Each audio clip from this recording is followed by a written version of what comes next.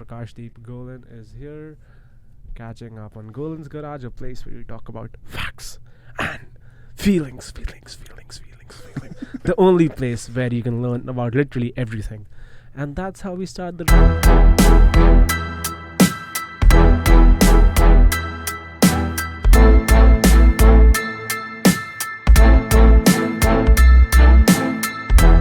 people who can be cool in this world is people who get offended. So do you get offended? Sure. On what other topics do you get offended on? In terms of humor? In terms of humor, in terms of literally anything that happens in the world. I think there's definitely legitimate reasons to be offended by things. Transphobic jokes, misogynistic jokes, racist jokes, things like that. Jokes that punch down. Yeah. Punch down. And the reason we are discussing these things are people because welcome to Golan's Garage, a place where we talk about facts and feelings. Today I have with me a person and I have written down an introduction for him because read it. Yes, sir. And this is going to be something that no one else has ever said to you. This is a person who claims that he teaches comedy, who claims that he's a former fundamentalist Christian, who claims that he's a queer human being, who claims that compassion is key. But one thing he doesn't claim is that he's absolutely a funny human being. Welcome, Mr. Andrew Frank. Thanks for having me. Yes, sir. How's your day been so far? It's been great. Yeah. Andrew, I stumbled upon you as I was mentioning you, right? That I came to one of your stand-up gigs in which you were graduating a class of around 10 people who were learning comedy. Yeah. One thing that I've realized in my life is you cannot teach comedy to people because you either are funny or you're not funny. So how do you teach comedy to people? Stand-up is an art form just like anything else. There's giving people the space and the encouragement to get up on stage and to work things out and to open up, to form a community where we give each other feedback and we examine what jokes are and it is definitely something you can learn how to do. Everything you can learn how to do anything. but things like people like for jokes, right? You need to have something like a comedy timing. I know that you can teach people how to set up a joke, how to set up a premise, and how to walk through like reusing jokes and like having a circle back of jokes, right?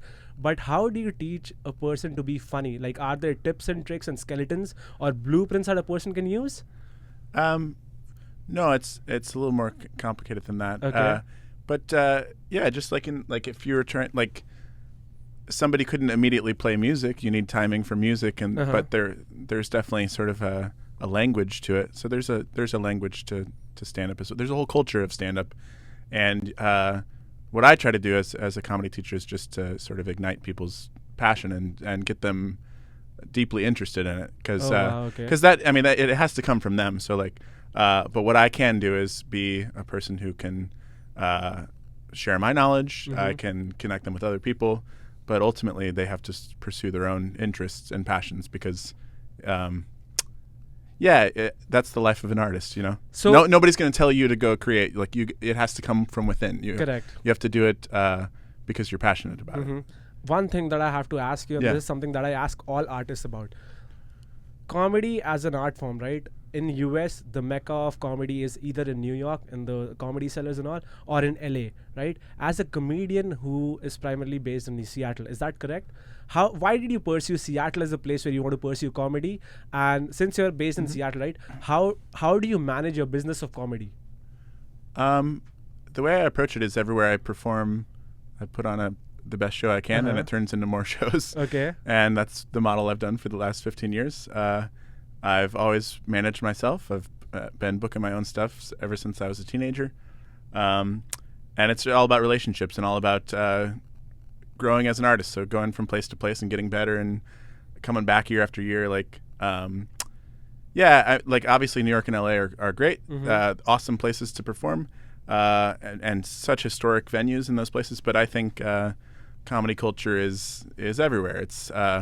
It's in small towns, it's in bars, it's in coffee shops, it can happen anywhere. Stand-up is a very lo-fi art form. You can really you can put a mic in the corner of a room and that's stand-up is happening there that night. So okay. I love it. I've been everywhere. doing this art form. So to give you some context, right? I am a software developer, right? For me, if I am a software developer in a place which is not Seattle, which is not San Francisco, which is not New York, chances are that A, I will be working on projects which are not very technology heavy. B, I'll not be earning a lot of money, right? So is that a correct assumption for each and every art form, comedy per se as well? For example, like had you been in LA, had you been in New York, will the number of opportunities for you be more? Will the money be more as well? Or is that totally a farce especially for comedy? It's hard to answer. I mean, it just depends on the... Why though? Because it's different for everybody. It's like, I don't know. Everyone has their own path. Like, I definitely don't do anything motivated by money. I'm motivated by ideas and love and like like I'm all I pursue the creativity and not the money. So there's I don't know. It's hard to answer, but so let's take creativity for example, right? Do you feel creativity comes from you being alone and you observing people, or it comes from the circle that you're in? Like if for example, again, I'll take the example of a software developer. If I'm amongst people who are super intelligent than me, right? Chances are that I'll become a better software developer. Yeah. Is that definitely true for comedy as well? Like if you hang out with more funny people. Yeah, the more connected you are to everything, like to people, to nature, to other forms of art, like the more engaged and connected you are, that's how creativity flows. And you got to be engaged with yourself too. It's like, I know it sounds kind of weird that you're fractured, but like that's kind of the way consciousness is. The body and the mind, like you have to be aware of yourself. You have to like watch your own growth. You have to predict things. You have to like set out things on your path that you would like to come true, and then go pursue them, and then like constantly be measuring. So like being connected to yourself and being connected to everyone else and everything that's alive around you. That's how creativity flows, you know. That makes a lot of sense. So let's just zoom out a little bit, right? Yeah. You spoke about your creative process, that it comes from different environmental, and there are a number of variables which it depend on are totally different, right? So for you, right, what is the process of creating comedy sets? Because I'm assuming that you're a stand-up comic, right? As a stand-up comic, you need to have either 5-minute bits, 15 minutes bits, 30-minute sets, or 60-minute sets, right? So what is your process of creating a special or a set that you want to perform in front of people? Like how do you start? Like does it start by observing people and penning it down, or do you just like come up with a nugget of an idea and just wing it out? Yeah, I mean, I guess it just sort of coalesces over the years. So it's like you're struck by inspiration. Like as long like if you're a person who's funny, you'll see humor everywhere. You'll be like, it's a good way to connect with people. It's a great empathy exercise, and like so you just make jokes to people. And then like those things grow, and you sort of collect those things. Like it's kind of a pretty addicting process when you think about it, like the sort of like obsession, the amount of attempts of jokes that you have to do to create the jokes. So just like really being in love with the ways those jokes make people feel, and like loving the attempt of jokes, and like making a lot of jokes in your life. Then you collect the ones that are really good. But and then there's sort of a natural selection that happens there, where it's like you have this sort of pool of jokes, and then they interact with each other, and you take them from place to place, and it's an amazing way to watch. You see the ideas evolve. If you are looking at a window of time, I can look at my own jokes from a year ago, and I've seen the journey that these ideas have taken, because they connect with other ideas, or they like there's a process of falsification. Some stuff doesn't work, and you take that stuff out, or like your ideas or your relation to these things change, or like you have a conversation at a show, and somebody tells you that their experience of something, and then that gets grafted into the perspective. Wait, has that happened? Like people have told you experiences? Yes, of course. Like what kind of jokes? Like in terms of like your experiences that you were trying to say it in a very funny way, or how? Yeah. Well, I would say I have a very specific sense of humor. Please define your sense of humor. I'd love people to know what a sense of humor is. Well, I have a very specific act. So the act that I'm doing right now, I do about an hour on stage when I tour, and it's a very vulnerable, very, very ecstatic and joyful journey from religious repression and religious trauma to to full freedom and creativity and connection. That's the sort of the arc that and you'd be amazed at how much cognitive dissonance and anger and like shock it can create, especially this is America. It's a very conservative country, all across the board. Wait, really? Oh, America is so conservative. Wait, I from an outsider, right? I feel that this is one of the most progressive countries in the sense that, I come from a country which is still a developing country, right? So I used to think that the thought processes that people over there have, it's conservative in nature. And when I came to US, right, it was an evolved level of thought process. Obviously, there's a mixed amalgamation of people that can happen here, right? There are people who are conservative, people who are like super progressive, people who are like in between, and the wavelength and the frequency is all across the spectrum, right? But why do you say that America is conservative in nature? Like, is it like the majority of people are conservative, or is it the entire thought process in terms of where it should be is conservative? I don't know. I mean, it's hard to even sort of define what America is. It's such a big thing. It's such a collection of peoples. Correct. But I would say the sort of like the ideology of America and this economic systems in place and this I don't know. It seems like a very conservative place, really. And I think that comedy inherently tries to sort of break up rigid hierarchies and rigid systems of thought. So correct. So you come up against that a lot, and I think like that's part. I think sort of thinking outside the box or challenging our own beliefs is it's such a fearful process for so many people that comedians have to make it look really fun and show people how pleasurable and how beautiful it can really be if people challenge their own beliefs, because people won't really people have a very hard time doing it alone. And sort of being in a communal space and sort of experiencing all that together, and with the lights down and the sort of anonymity of it, and the sort of contagious nature of the sort of laughter ripples around the room, like it's a very powerful and very social experience. And there's some, like, when it comes to humor, people, it's so fun that people let their guard down if they like engage with choose it. To, yeah. But sometimes it can make the walls like even more solid. Oh wow! Like they heckle you out if that's the case. Sure. Wait, really? Yes. Openly during your set itself? Yeah. So does it throw you off of what you're trying to perform? Because I feel like no, it's all part of the performance art for me. It means something is working. Like okay. Now if it's like a brand new joke, or if there's like some ideas that I haven't worked out yet, I mean, I always take heckling and feedback very seriously. But there's lots of jokes that are very intentionally designed and very like have gone through the process of refinement, and those get heckles or people shut down or people get very angry, and and the opposite happens too. People have huge epiphanies and huge laughter and have the time of their life. Like, it shows me how powerful the jokes are. Like, they are working, they provoke, and they are creating responses. There's no way to be bored at one of my shows because these ideas aren't benign.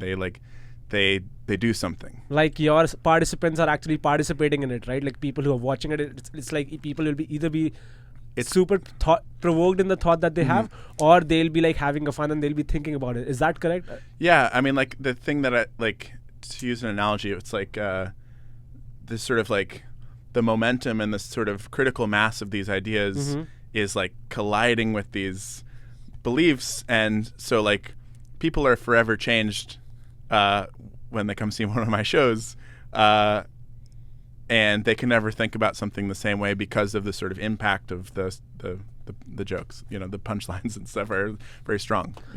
So one thing that I have been struggling with as well as a content creator is the response from audience. One of the things that you mentioned as well is that the inputs that you take, right? The audience feedback is something that you circulate and keep in mind while constructing your entire process of what the set you create, right? But that consumer audience can be so diverse and it can change from place to place. So how do you choose people who you want to test the material in front of, and whose voices do you actually respect? For example, if you're trying to perform a very progressive piece, right, and the person or the group of people are very conservative in nature, they might not be the best feedback participants for you, right? So no, they're excellent feedback. Are they? Excellent feedback because it adds more layers to your perspective and to to your ability. Like, I want my jokes to have all of the sort of arguments or all of the angles contained in it. So, like, my religious material is so good because, first of all, it comes from a place of knowledge and experience. Because it's very personal. I was raised that way, and I'm very obsessed with it. But I also have performed it in front of so many religious people over the last 15 years intentionally. It's made it that much better. So I don't avoid crowds ever. And I love the thrill of going into places where it probably shouldn't work, and then being a skilled enough performer and having a big enough heart to make it work. Let's go to the other side of the spectrum. There are people who can like total heckle you down, or people who can like inflate your ego or inflate your material that, hey, it's so funny, and they don't give you perfect criticism for it, right? How do you understand, or do you have a knack for dividing, okay, that this is the person who's not a great judge for it, and this is the person who I want to take feedback from? How did you come from a point where you did not have a knowledge about who to assess to a point where you know that, okay, this is the person that I take feedback from? And what was the journey like? Sure. I mean, I think as an artist, it always has to come from intuition. It always has to come from your artistic sensibility. Like it, because but then you really develop an ear for, like, I have a very sensitive ear for the different shades of laughter that I can tell when things are really good. Like fake laughter from actual genuine laughter. Yeah, I know a lot of different kinds of laughs. Oh, you know, wow, okay.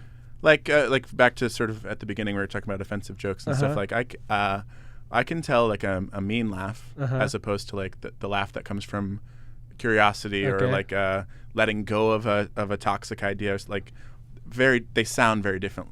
Like does it depend on the place as well? Like, for example, like if you go to a place which is considered to be a diverse perspective, like people from all parts, all sectors of people can come in, right? For example, let's take New York, right? New York people are like people who have a very high comedy bar. If you say, suppose, go perform comedy over there, even if your set is amazing and people don't laugh there, do you get discouraged by it? Do you get, okay, what's the thing that I'm trying to improve on it? How do you work in a situation like that then? For example, like let's take your current set. Say suppose in Seattle it like performs amazingly well. People are laughing and crashing down. But in New York, say suppose no one laughs at the same material. Will you be in a puzzle that, hey, does this material work or not, or how do you get a gauge of it? I don't know. It's too much of a hypothetical for me to answer. That's never happened to me. Like the stuff works. It's because it's true. It's like it would be like like. If you really know yourself and you are yourself everywhere you go, then it's not whether like there's no option for it to not work. Do you know what I mean? Like if it's coming from a real place, and if you know how to perform, if you know your craft, it doesn't fail. Oh, you know? Okay. So one thing that I've been doing podcasts since October. The trap that I fell in was the podcast people who are super famous, right? I used to listen to them, and initially first 2 or 3 episodes I used to copy them a lot. And right now when I look at them, right, I'm like, okay, I'm copying their style. I still don't have my voice of my own, but I'm getting to a place where I have my own voice, right? Was that the case with you as well when you were starting comedy? Because yeah. So how did you get out of that trap? Like, I'm still trying to figure that out. And many creators who are getting into the space, right, they usually have a voice which is already replicable and is already in a big media form. So how does a person find their own voice in any art sense? It can be dance, it can be comedy, it can be acting as well. Yeah. So how what was your process like, and what advice do you give other people? There's a lot to answer. First, I would say that I didn't have a voice or didn't really know who I was because I was a teenager. I started comedy at 14 years old. Oh, wow. So there was that. So like being new to the art form and being new to the world was definitely part of it. I did have, this sounds weird, but I did have one advantage, which was like I was so repressed and so sheltered that I didn't know much about entertainment or didn't have much media to even copy, so I think so I just already had my own like way of, well, I guess the battle sort of like, so I always like was a little bit different or a little weird or an original or something, but then I think the process for me is I had to dismantle and break down my indoctrination from the church and from my school. So that, like, really that was such a years-long process of distinguishing, like, well, what's my voice and what's their voice, and how are these at odds with each other. And that's a lot of what the comedy's about. It's like that, untangling that, dismantling that. And that's such a painful process for so many people that I wanted to turn it like into painful in what sense? Like painful from like putting yourself different from what you've been already be doing, or finding your own voice. What exactly is painful about that? Oh, the sort of like process of deconstruction. Okay. Or like this sort of like process of finding yourself and finding what you believe, especially if you come from a culture of fear, which is like fundamentalist Christianity. So like being it's psychological abuse to be told you're going to hell, and to that you can't express your gender or sexuality in the way that you feel is right. There's lots of like censorship and discouragement towards pursuing real knowledge, real information that that may be at odds with the. So at least where I come from, like evangelical Christianity sort of starts with an answer, and then it's a sort of circle. Like everything's like the questions you ask or the answers that you go find like have to circle back around to the sort of answer, which is that there's one true God, and if you don't believe in this one true God, then you go to hell. So it really discourages people from venturing out and finding themselves and being open in the world, like and learning about the history of this planet and learning about other people.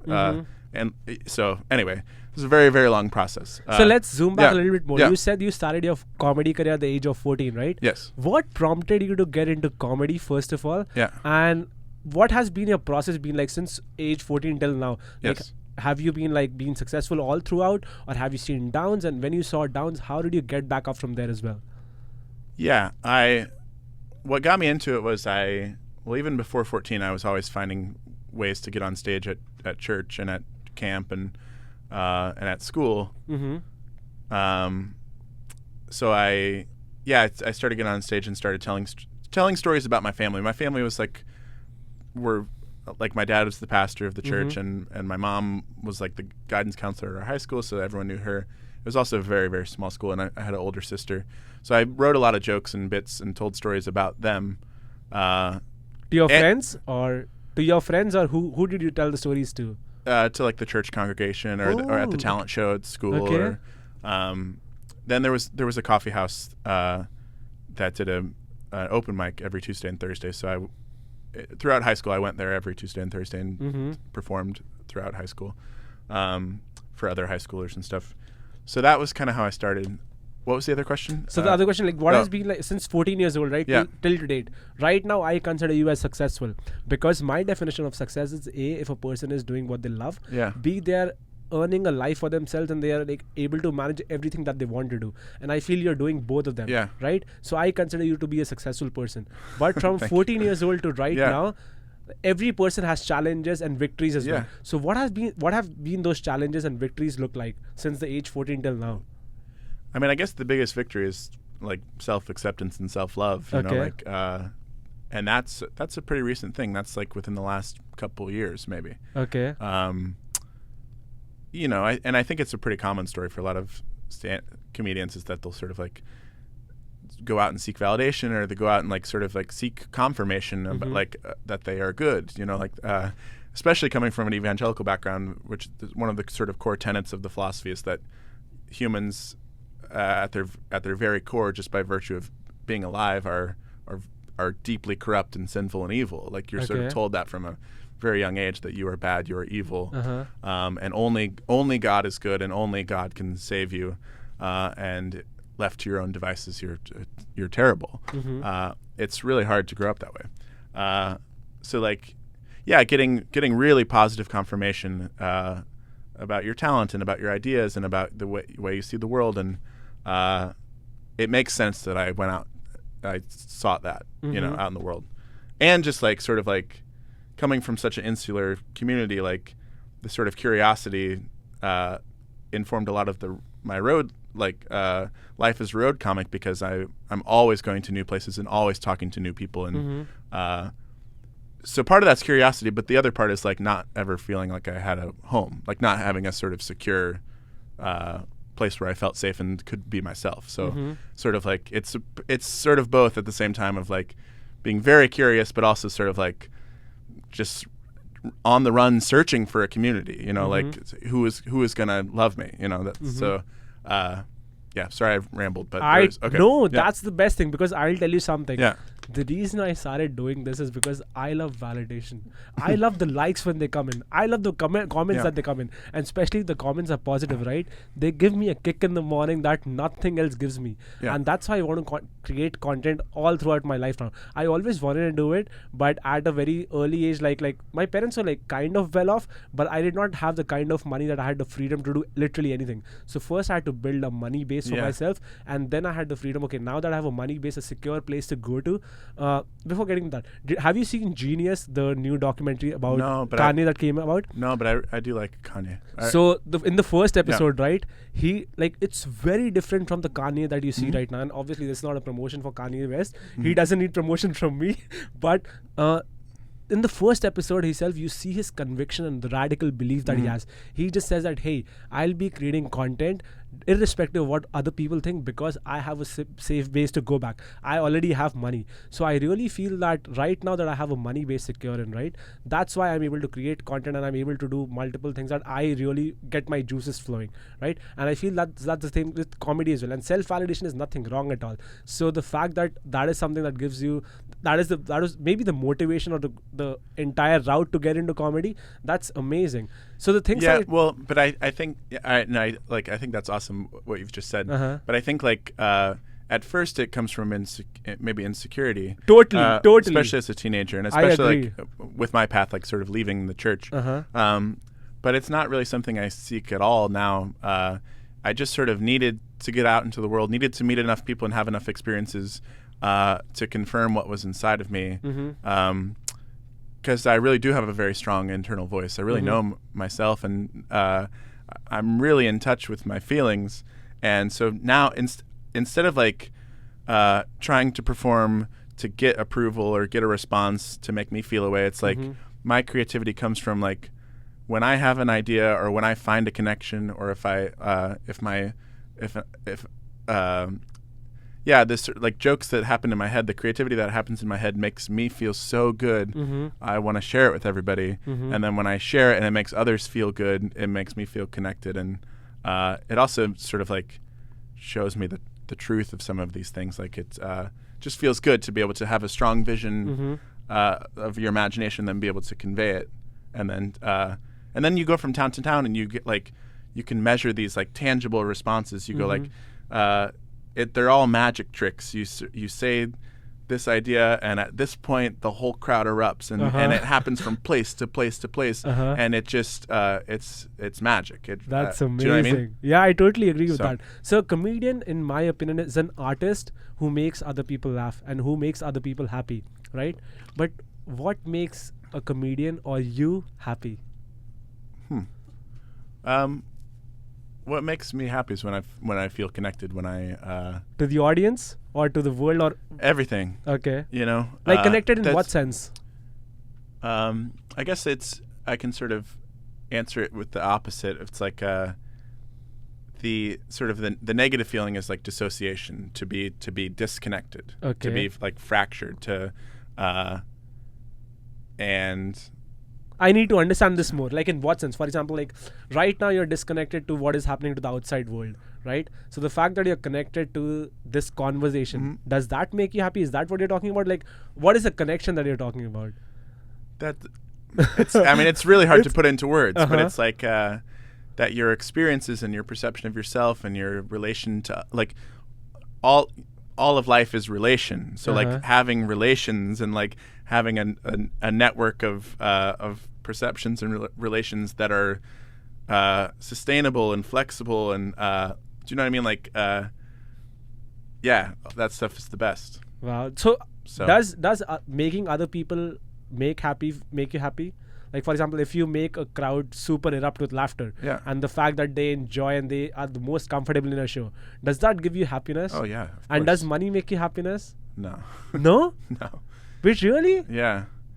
Like why though? Like have you been super lucky in the sense that you never had money problems and that's why money is never a concern for you? No, I lived in my car for a long time. The reason I'm lived asking on people's floors for a few years, like didn't have a home for a long time. Because in today's world, right, everyone just fights for net worth, right? So if you have to design a world for you, right, and you say that, okay, this is my world, this is Andrew's world, what are the metrics or what are some key tenets that you'll be defining that, okay, people should be comparing their life in these particular tenets and not in money?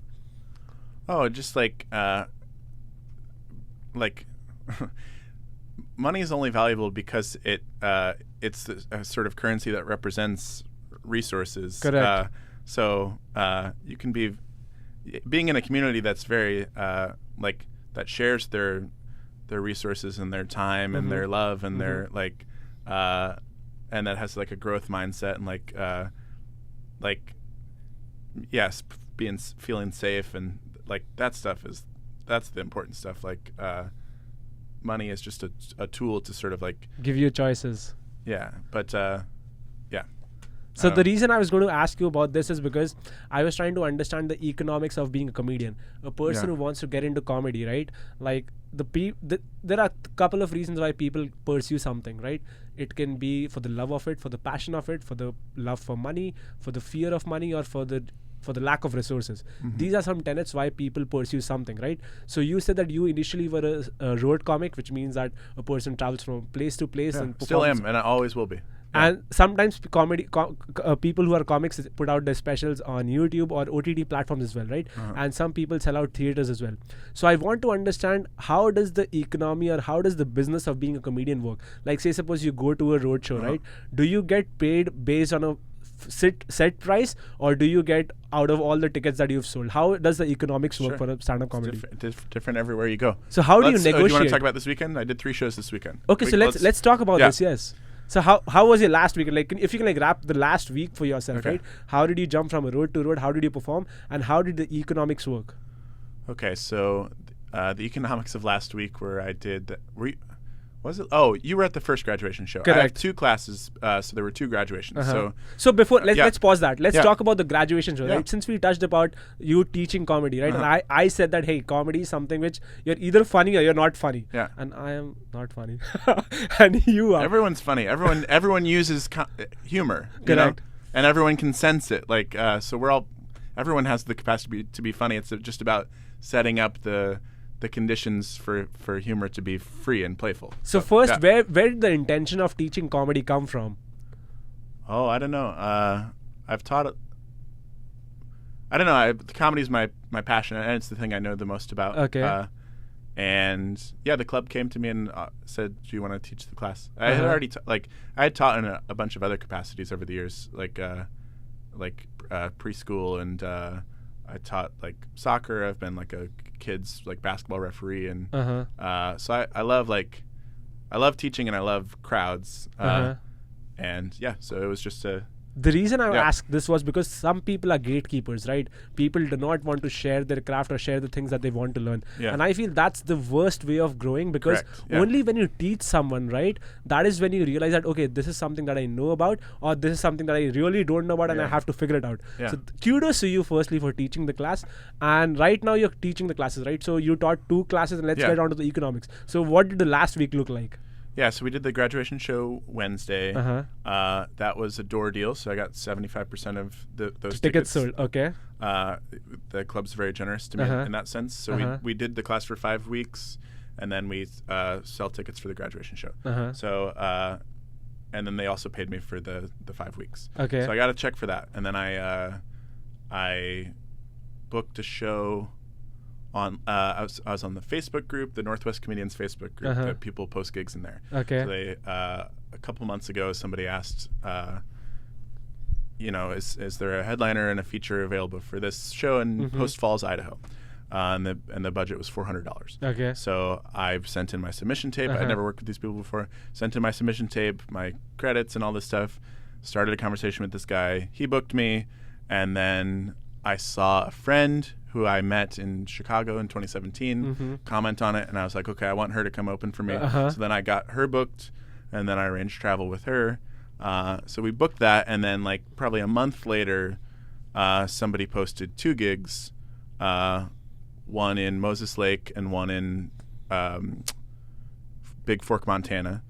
and that was $400 total. So like just seeing sort of like $400 for this show, but $200 per show for the other one. So then we were already like, so then I got the feature booked for that one. So we booked those 3 shows, and then that was like a couple months ago. So then we did them. We drove around 22 hours of driving this weekend, 3 different hotels, or 2 motels and 1 hotel. What else? Oh, I also sold shirts. So I make custom shirts. Yeah. Right. I do sliding scale, pay what you want. So I do put a lot of time. I tie-dye the shirts and I draw on each shirt. Oh, wow, really? That's amazing. Yeah, but I do pay what you want, and people are very generous. And I also want to do it at, like, money means different things to different people. Correct. If you have a lot of money, that person shouldn't be paying $20. If you have very little money, that person shouldn't be paying $20. That's a lot for them. So it's just wherever you're at in life. Okay. And usually I would donate a quarter of the proceeds to charity, but this time I was with another comic, and being a feature on the road is so tough. So I was like, I split the merch half and half with her. Okay. And I told the crowd that I was like, this is a good way to support both of us, because you don't make that much money on the road. And so yeah, all 3 shows, we made I made $150 on shirts. So total number is optional. You can like skip that. But the reason I wanted to ask you this was because one of my friends, right? But you got to have a bunch of different things that you're doing, like shirts and gigs, and it's going to vary. Your money's going to vary from place to place. And but all 3 of those shows are going to turn into more shows because I did a good job. Correct. So you never run out of work if you're really professional and you and sometimes it's not the right fit. Sometimes I go and I do what I do, and I give it my all. You mean you bomb, or I never bomb, because there's always people that relate to it, and I have a very strong act. But there are rooms that won't want me back, and that's fine. Okay. So yeah. That's amazing. Yeah. So the reason I was asking about economics is because a friend of mine is a stand-up comic, and he was one day ranting about, like, he was drunk and he was complaining about the fact that, hey, I think I need to have a manager because I'm not getting gigs to be signed for, and the only places that I sign up for are I'm like getting onto random shows, and it's just 5-minute sets. So he said that for him to be successful, either has to open for a very big comic, or he has to sell out stadiums, or like have Netflix specials or OTT specials, or do revenue from YouTube. There's tons of in between. Right? Yeah. So exactly. So that's what I'm asking about. There are people who are like, who just start the career, who are in betweens, and who have made it big. Right? So let's take... There are working class comedians. There are people who work every weekend, and you don't know who they are, and it's just it's another job, just like a plumber, or just like a janitor or something. That's interesting. You work a lot of hours, and it's... I know this sort of like the hours or the schedule might be like non-traditional, but in terms of like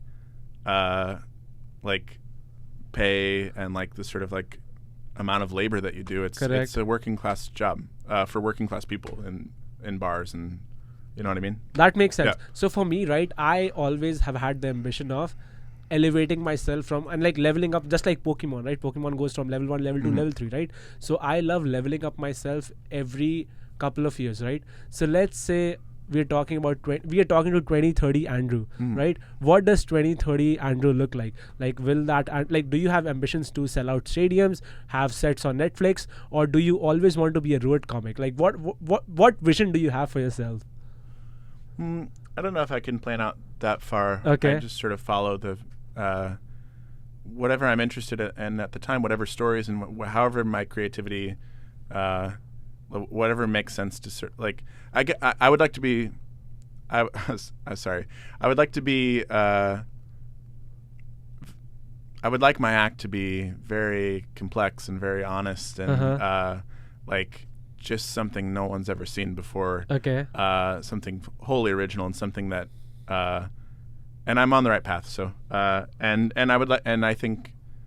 I don't ever think of things in terms of audience, because if you make something really good, the people will come. There's already people. I already have an audience, and it's whoever's in front of me. You know, so I don't really think about it in terms like it's just about the sort of quality of the work. I want to make great art, and I do that every day. So there's no place to get to. I'm already there. You know, it's all. there's there's no destination. It's a journey. Let's touch on this more. So you want your art to reach the maximum amount of people. Is that correct? Or no, I don't care. No, I just want to make it good. So you just make it for yourself, right? I just make it for whoever comes to it. It's not a product. It's not about the market. It's about the sort of like it's about making something that's really special, and then it will have a life of its own, and people will come to it. But I don't really believe in this sort of marketing or this sort of like creating a product with something in mind. Like, no, the point is to make something as true and as beautiful as you can, and then whatever happens. You know? That is what is most important to you, right? Having something that is your own, and that you can be like, okay, this is my own, this is my baby, and I created it the most loved as possible. Is that correct? So let's role play something.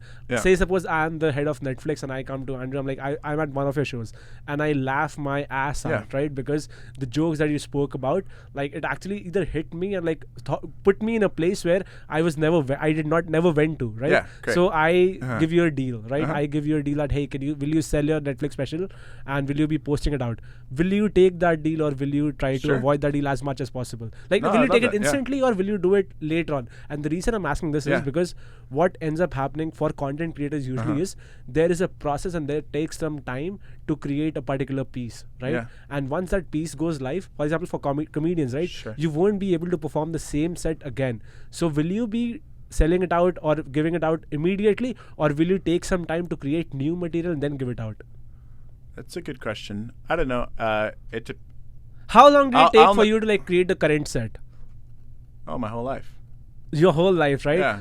So again, this becomes interesting then, right? So if it took the whole life for you to create this own set, right? And once it goes live, you won't be able to perform at multiple venues. Why not? Because the chances are that people might have seen you on Netflix, right? And if they come to your I don't care about that. Because the way that I look at my act is much different. Where it's like, you gotta come see my show in a variety of environments, because okay, and there's always a mixture. Like, I do have repeat audience, but my shows aren't just about the crowd watching me. My crowd is the show is about watching each other and seeing the reactions that things get.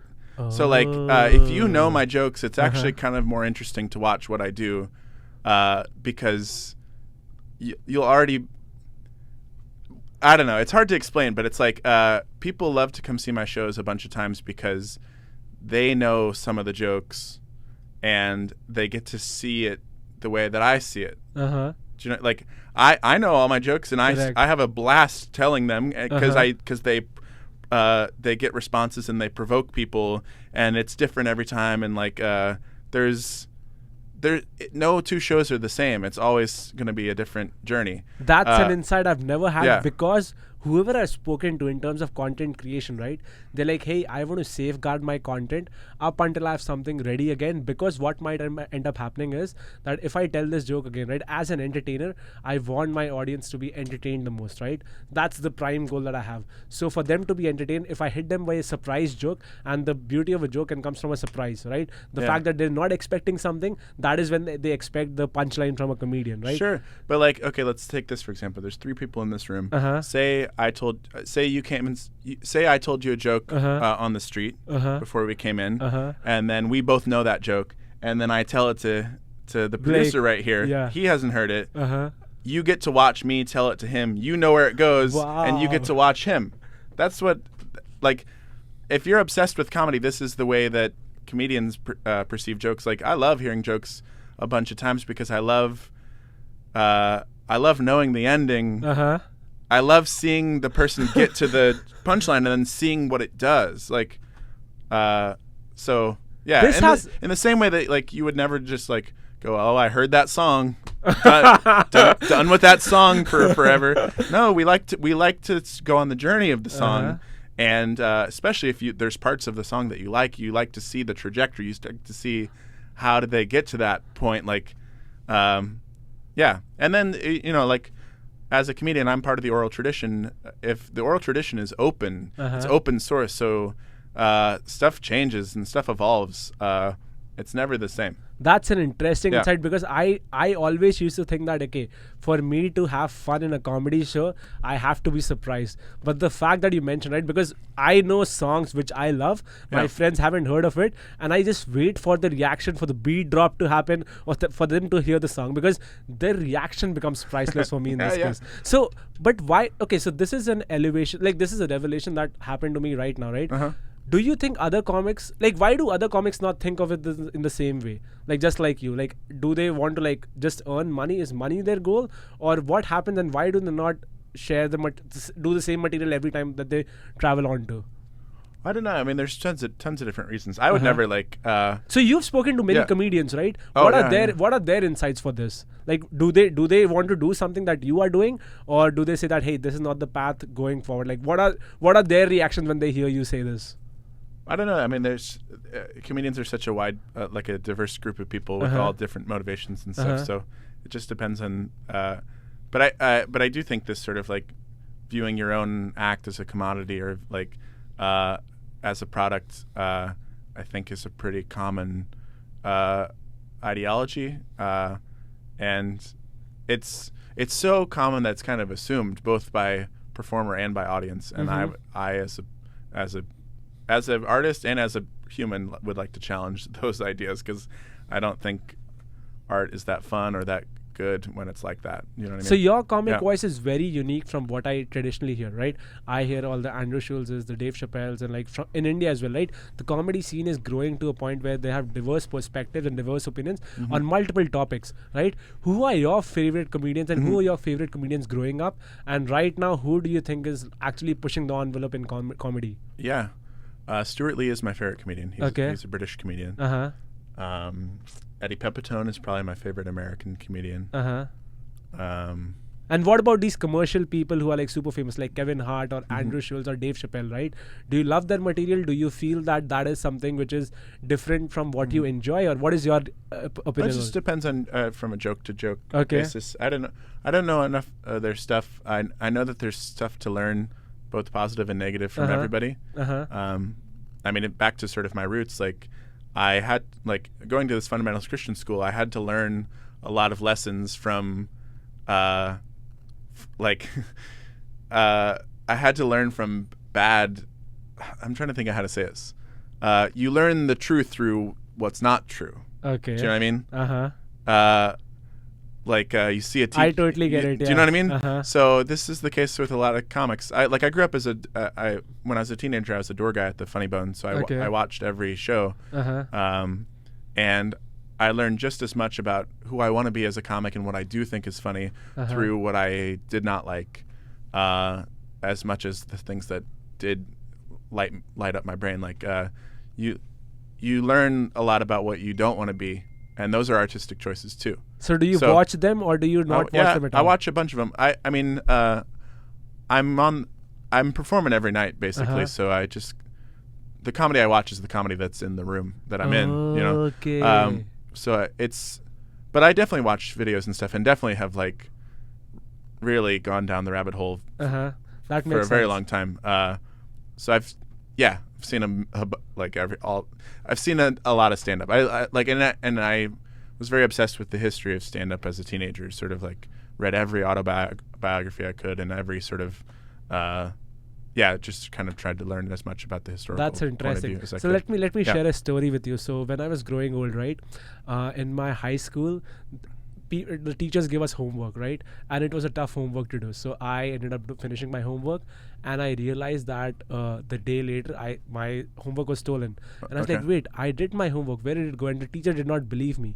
And it ended up happening that another fellow mate of mine, they stole the homework and they presented it as their homework. Okay. Right? What happens if a different comic, right? If an upcoming comic steals your material, somehow becomes famous, and somehow sells your material to Netflix, what will your reaction be? Will you be happy that your material got out there, or will you be super pissed on the fact that, hey, it was my material, my property, and I should have been the one who actually ended up doing this? Because plagiarism is something that affects other people in different ways. How does it affect you? It's a good question. I don't think it will happen, and I would honestly think it would be very funny if it did happen. I would love to see someone try my material. Okay. I would love to see someone try and make it work because it's very difficult material. Correct. I totally agree with that. Because is it because of the conviction that you say it with, or what is it? The conviction,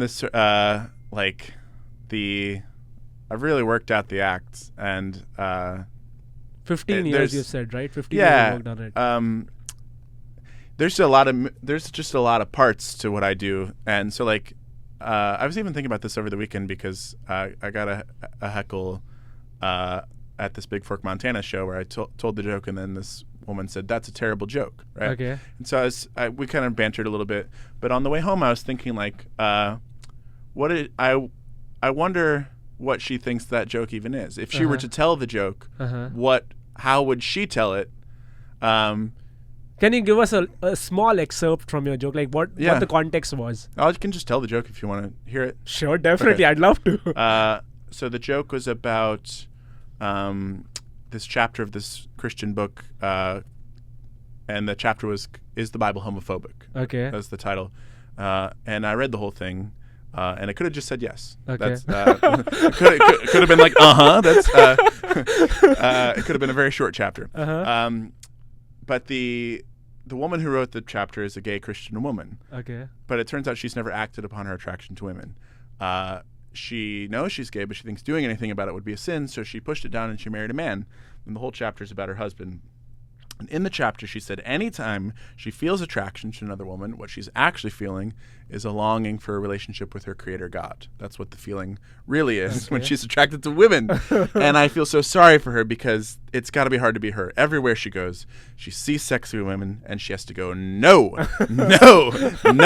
remember, what I actually want deep down is to lick the pussy of God.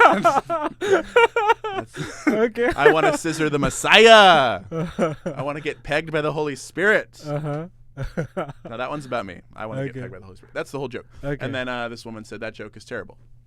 Okay, and where is this? In Big Fork, Montana. Okay. At the Flathead Lake Brewing Company. Like post the show or during the show? During the show, right after I told the joke. Yeah. Okay, so how did you react to it? Like, did she stand up and heckle you out, or? No, she didn't stand up, but she just yelled in the crowd.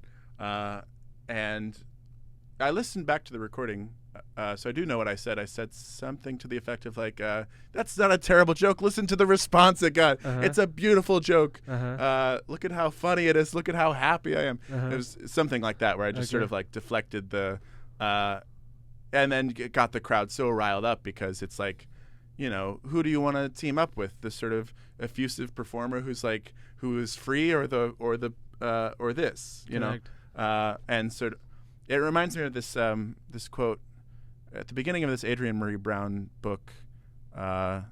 Anyway, but I don't know who made the quote, but the quote is, it's your responsibility as an artist to make the revolution irresistible. And that's what I would like to be as a comic, like this sort of freedom of thought, this self-expression, this honesty, this creativity.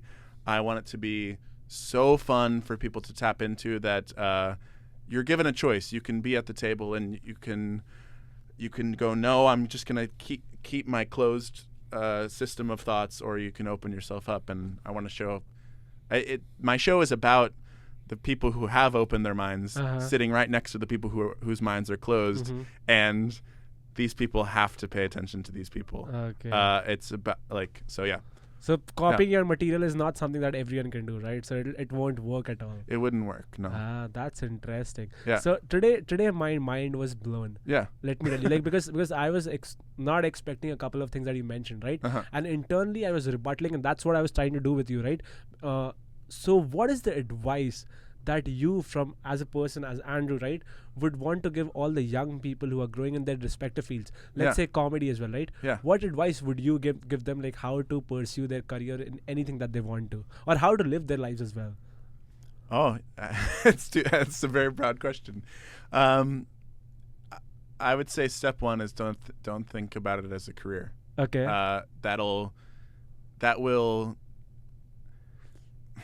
There will be some assumptions or some structures that will already be in place that may deter you from truly pursuing your passion. So like, for instance, if I were to view comedy solely as a career, I wouldn't be where I'm at now, artistically or even financially, because for so long you have to do things that you're operating at a financial loss, right? Driving 15 hours to go do your 30-minute set at a bar or something. There's so many. There are experience-rich activities. That's what you need to look at. Like, what is there to be learned from this? What is how am I going to grow from this? Like, how is this going to push me or challenge me or take me out into the world? That's the stuff to pursue. Don't think about anything from a dollar value. And then trust me, I've been a starving artist for a long time. I know how hard it is to get by. This isn't coming from a place of like, I've always been okay. I've lived on cans of soup and lived in my car, lived in a hostel that 15 people lived in. You know, like I've really, but if you love something and keep chasing it and live informed by love, and if everywhere you go you are love and people see that, you'll be okay. It'll be hard, but you'll be all right, you know. That's amazing. So, yeah. As I mentioned, right, I love comedians in general because they push me to think in a different way. And today was no different. Andrew, thank you so much for being on the podcast. Thank you for having me. This is fun. This is amazing. People, you can follow Andrew on Instagram here, on Facebook here. Are you on YouTube? A little bit. So YouTube here. Yeah. And Andrew, if you want to promote something about your shows or anything in general, now is the time. If you want to take my class, I think the new roster is going to be up in the next week or two. So come hang out and meet me and perform, or come to a graduation show, or I headline a bunch of shows around Seattle. And this is for Seattle, FYI. Okay. Yeah. And I post my dates on my website. So awesome. I'm about to do a short tour. It's like 6 different states and 15 different shows. Oh wow! So that's between now and the end of March. So if you're in one of those cities, come check me out. Awesome. So go follow Andrew and have the best time ever. I hope you took out a lot of great things from this excerpt of like this particular Golan's Garage. Have a great rest of the night, folks. Until next time, peace.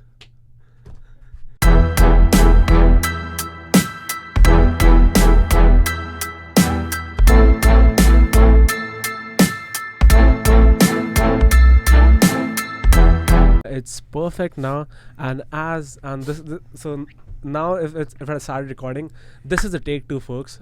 Take 1, I miserably destroyed the entire thing because I was telling people the story about why I'm wearing the snow glasses or the snowboarding glasses, as people's favorite hobby right now is getting offended. Like, even if I say that these are shades and not sunglasses, there might be someone who get offended. And I have a very funny story tell you about like how people got offended. Do you know that statue of after the World War II, a sailor who comes out and they kiss the bride? Which is in Key West or in San Diego as well. Like the Victory Day? They're leaning them down? Yes, and then kissing as well, right? So I went to San Diego last week, and the way the statue is that the girl has a skirt which is upright. And I took a photo in which I'm staring at the skirt above, and I am posing like this, yay! And people got offended on, people like, you actually are objectifying women, you are sexualizing women, you are portraying women only as sex objects. And I got 20 rude messages. And I realized that people's favorite hobby is getting offended. And right now I know I'm wearing the sunglasses because obviously I have a very cool person, and it might sound to you like it's a compliment, but no, it's not a compliment. Do you know why? It's because right now in this world it's not cool to be cool. You know, the